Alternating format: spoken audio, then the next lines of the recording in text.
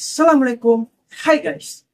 Selamat datang kembali di channel Renda Karena TV. Selamat pagi, siang, sore, atau malam dimanapun dan kapanpun kalian nonton video ini. Bagaimana kabar kalian semua? Saya doakan semua kalian semua baik-baik saja ya.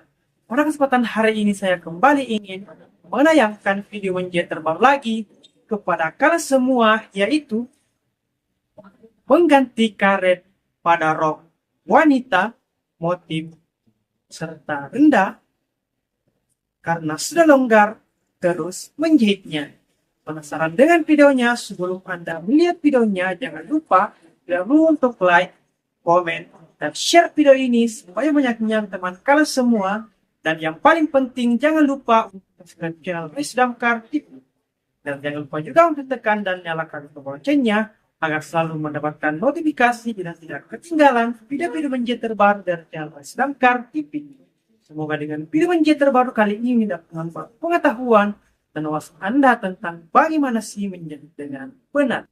Selamat menonton, semoga video ini dapat Anda nikmati dan dapat Anda menyukainya. Enjoy the video teman-teman.